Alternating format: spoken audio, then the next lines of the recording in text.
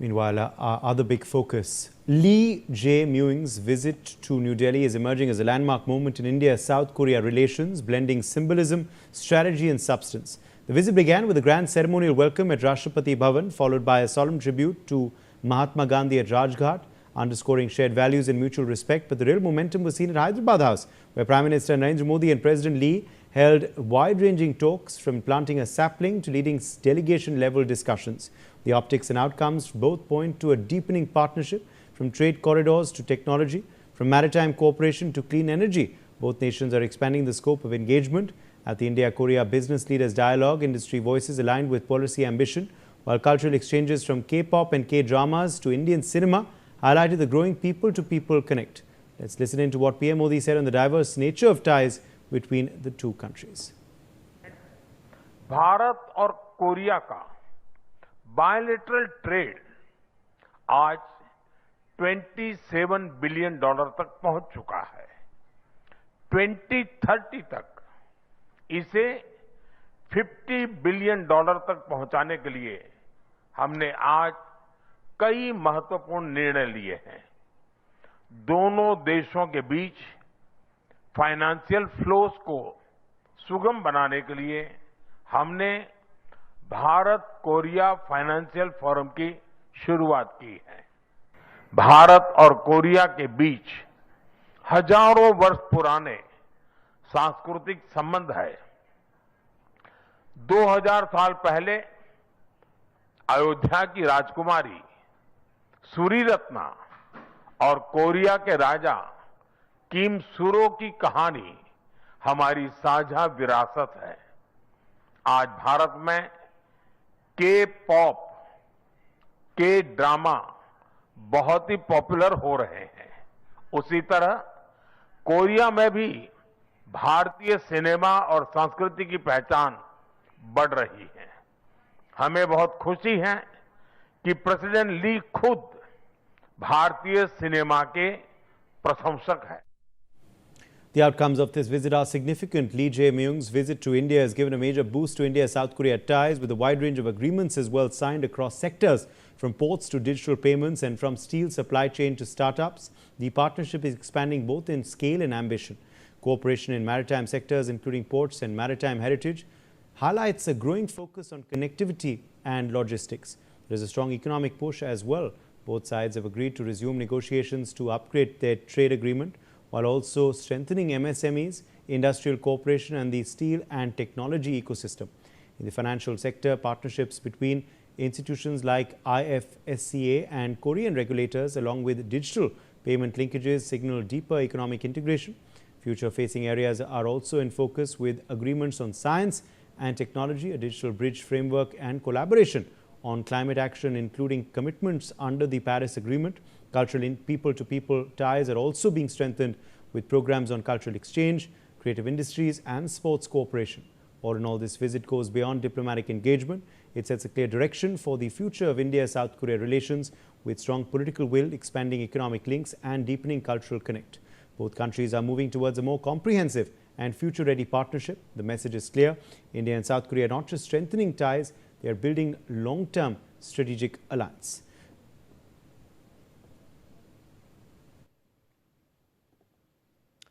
Joining us live now is Dr. Ajay Dua, senior economist. We also have Ambassador Bhashpati Mukherjee, former diplomat, live with us. Dr. Jaideep Bhattacharya, President CDPR, is also with us live. Commodore Bhushan Diwan, defense expert, joins us on the broadcast as well.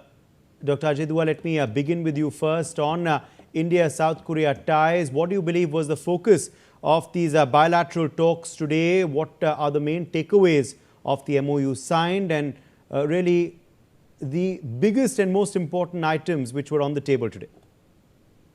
Thank you for having me this discussion. I'm a fan of Korea. Let me start by it. Say that right away. I have seen how Korea, South Korea we're talking about, has developed under great adversity, with North Korea being its neighborhood, and North Korea has never missed an opportunity to needle it and do things much contrary to its own long-term welfare. because North Korea sees as if it's a permanent creation and that it can withstand the pressure of the rest of the world, probably on its own or with tacit support of China. I wouldn't delve more into it because we have security experts like Commander Diwan also with us. But I would say that when we signed CEPA in 2000, or we had signed CEPA a little earlier, 2007-8, it became effective in 2010.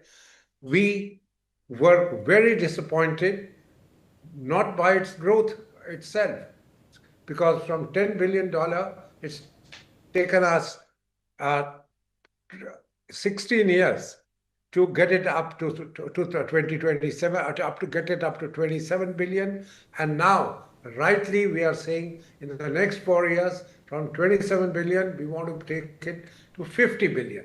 Actually, we were, I would say that very, very disappointing reaction of India. I would not hesitate to say that when we walked out of CEPA, virtually because our imports were increasing, but not proportionately our exports. That's the position even today, let's admit. $21 billion are the imports and $6 billion are our exports to there. So there is still a difference, yet we now are realizing that it is well worth it to deepen our relationship, and the deepening of relationship, even commercial, and I'm firmly of the view, also comes about when you have better political ties, when you have better people-to-people contacts, when you have cultural and sports and other kinds of collaborations, which is what it was envisaged to be filled up over the years. And this is the first state visit. For 8 years, we didn't have a Korean president visit us. South Korean, because I think in our scheme of things, we were looking westwards much more than we were looking eastwards. And certainly after Prime Minister Abe's going away, the importance to Japan also came down in the scheme of things of India. Today, we have highlighted 5 sectors, and all of them extremely important, starting with semiconductors, shipbuilding. The third one is green energy. The fourth one is AI and other digital activities. And the fifth one is that we're going to be cooperating even in renewable energies. South Korea has agreed to join our International Solar Alliance. It has agreed to also work with us on various international fora, and President Lee has clearly said that we accept India as the leader of the global South, and that Yes. we look forward to working with the rest of the world, Absolutely. etc., along with India. Let me stop at that. Those are some important statements that he's given, of course, on this visit. And let me rope in Ambassador Bashpati Mukherjee at this point. Ambassador Mukherjee, how much of a fillip has this visit given to India-South Korea ties, the way forward? And, do you see trade or maritime cooperation or technology or energy ties? What do you believe is the biggest area of convergence between our two countries?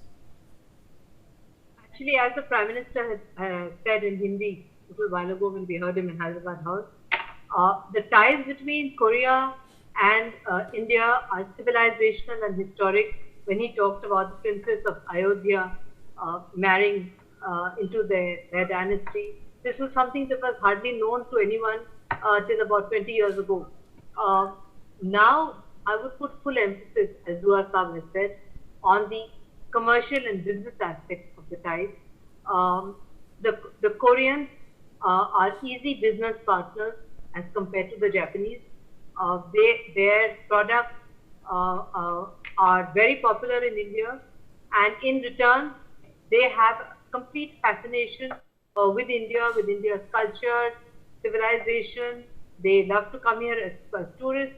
They adore Hindi cinema, Bollywood cinema, and on our side, we have young people who've gone completely crazy on what they call Korea pop or whatever they call it. I have young neighbors here who just spend most of the time only listening to what they tell me is called Korea pop, whatever that's supposed to be.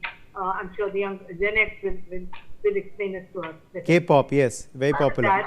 More than that, we've had very important ties. Even when Ban Ki-moon was the 8th Secretary General of the UN, he was extremely helpful to us, Ban Ki-moon. And we have over the years sent extremely competent ambassadors, and they have done the same. We've built up business partnerships. I completely agree with Dua Saab on what he said on SIPA. A large emerging economy must not be afraid of competition. You will take a few losses, but then you will get there. Free trade, and unfortunately Trump doesn't believe in free trade, but free trade is the only way a nation can become a great economic power. And that is what we have tried to rectify, the mistakes of the past. And it is true that the bilateral trade is unbalanced, skewed in South Korea's favor. But we are increasing imports. We will get there. And in the meantime, there has also been transfer of technology. But more than that, Korea is a very important strategic partner of the United States. And it is situated in a very important part of Asia, where the balance of power can tilt one way or the other anytime, depending on how the Chinese dragon roars and depending on who is in the White House. So therefore, it is important for us to develop and strengthen this strategic partnership. And this is a historic visit, and I'm so glad that it's finally taken place. Absolutely. How is this also going to affect our financial partnership as well? How are closer ties, Dr. Bhattacharya, beneficial for the two countries' economies? Also, this cultural aspect that PM Modi spoke about and Ambassador Mukherjee referred to as well, how can that also help boost people-to-people relations, hopefully more tourism for both countries as well, and perhaps partnership in cinema too? I'll start by saying that my next door neighbor's daughter has learned Korean just watching the K-pop and the K-soap operas and whatever they have. So the power of the soft power of Korea is quite significant. In fact, it compares with the soft power that India itself wields, and so there are a significant amount of opportunities from an economic sense when we can leverage this soft power. The Korean movie industry and the entertainment industry has come from nowhere to really dominate global entertainment and movie industry. It's pretty similar to India in that sense, but India already had a huge history in these industries before India started getting the kind of soft power that India has. Korea kind of came from nowhere, and perhaps that's what Mr. Dua was talking about. They really had nothing, and they came from nowhere in that sense, and they were able to grow their technology.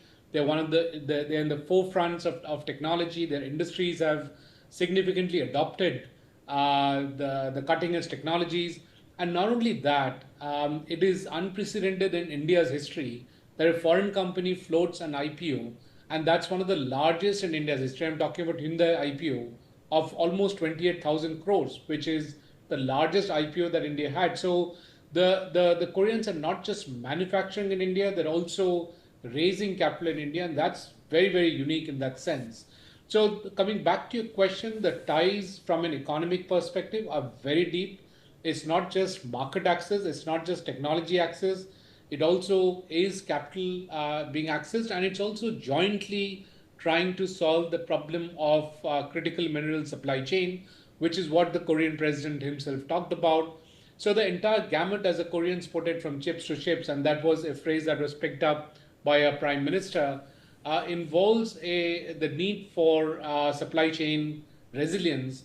And that's where, when Korea and India can get together, we can solve many things. In fact, the Korean president mentioned that with Korea's technology and India's mining expertise, we can solve many of these supply chain issues, which has come up because of the change that has happened in the Indo-Pacific view, and bluntly speaking, in terms of how China has been cutting off the supplies and using it as a global leverage. So there are many dimensions to the India-Korea relationship and the economic dimension is perhaps one of the strongest that forms the base for this relationship. Yes, Commodore Diwan, come in here on, also defense ties, security ties between our countries. Where do they stand as of now? What was discussed on that particular aspect between our two countries? Also, maritime cooperation and ports as well. Something very important at this juncture where we're seeing very turbulent waters, of course. How can, closer maritime cooperation benefit connectivity, logistics, for our countries, but also for the neighborhood?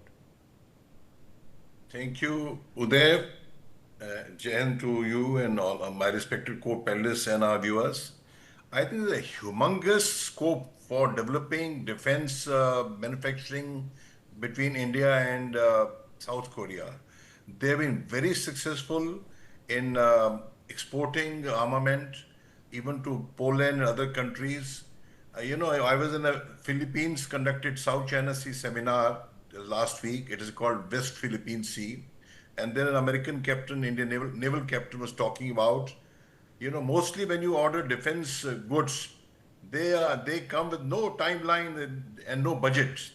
Budget can go on swinging because, once you are importing, whether from USA or France or Russia, you can't dictate terms to them. Beggars can't be choosers. However, South Korea set an example that Poland could get their Vajra kind of tanks exactly in 6 months, brand new tanks, 500 of them in one go. That kind of scale and promise, nobody delivers. So what I see, whether in submarines, air independent propulsion, or in AI, air defense, or in Vajra artillery, or in ships, warships, and the whole gamut, cyber, we have very limited exposure now. We have, Vajra is the only artillery weapon that we get from them.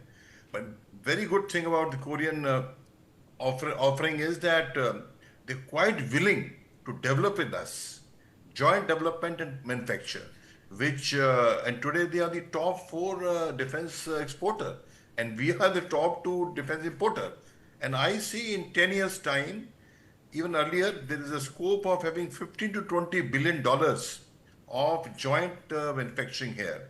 I think if this thing is done well, defense technology is dual technology. AI comes into picture, cyber is in military also, civil also.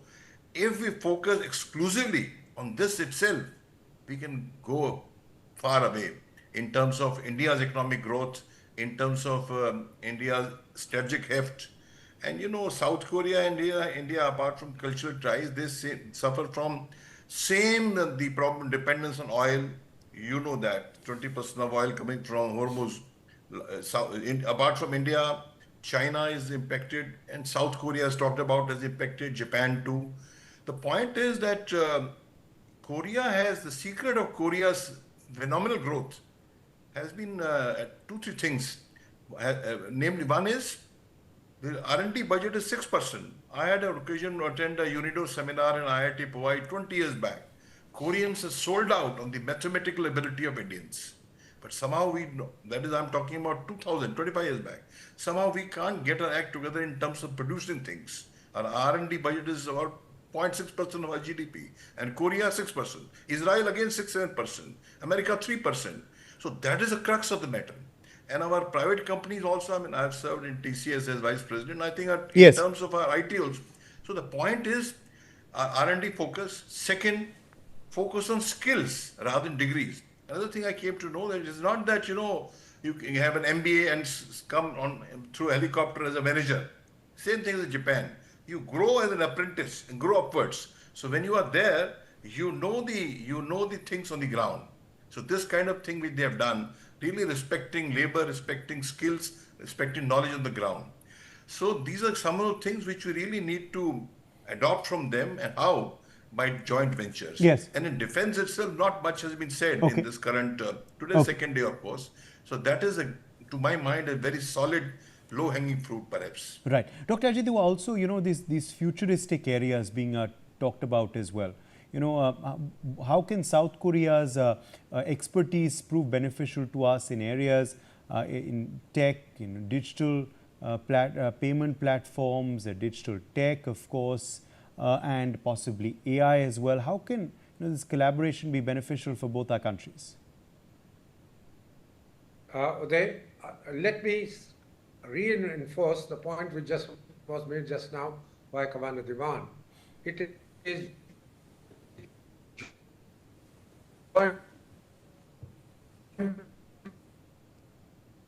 Okay, I think we're having some connection issues. With Dr. Dua. the way Okay, I think we've lost him. We'll try and reconnect with him. Let's just mute him and we will reconnect with him. Please, Ambassador Mukherjee, last word to you. Where does this, go forward? Where do we head next? Where do you see ties, going? And also, what was your biggest takeaway also, of course, on the futuristic aspect as well? India is someone that looks forward. We just hosted as well the NXT summit, which was all about looking ahead. How can this future forward partnership help us in areas of emerging tech, etc.? Ambassador Mukherjee, why don't you take that since we lost Dr. Dua there, and then I'll close. We really need the Koreans in a business and commercial partnership as we are doing. The Koreans have been able to achieve huge success in exporting their, be it their motor cars or their air conditioners or what have you. We need to learn from them their business approach, and we need to understand that free trade is the answer for a huge country like ours. We need to look at the way the Koreans have done it. And as far as ASEAN and that part of the world is concerned, Korea is a very important strategic and political partner also for India, because they share a lot of reservations about muscular Chinese policy in that part of the world. They also have, because of history, certain issues with the Japanese, who have a different approach, a much more protectionist approach towards trade and business. So I think that there are many, many takeaways. I understand that there was a business delegation that had also come. So I think that all in all, as has been the case with Prime Minister Modi's outreach to such countries, we will use this opportunity to strengthen our trade and commerce and to strengthen also the political and strategic partnership in a situation when the world and Korea and India are grappling with, once again, the Straits of Hormuz, which yesterday we thought was going to be open, and then 2 Indian tankers got fired, and now we are told that it's been shut. So it's like an open and shut game for Straits of Hormuz, which equally affects Korea as well as India. In fact, probably affects Korea more than India, because we do have other sources, including Russia. So I think there are many, many takeaways, and it's been a very, very successful visit. Vineet. All right. My thanks to all of our guests for joining us on this broadcast.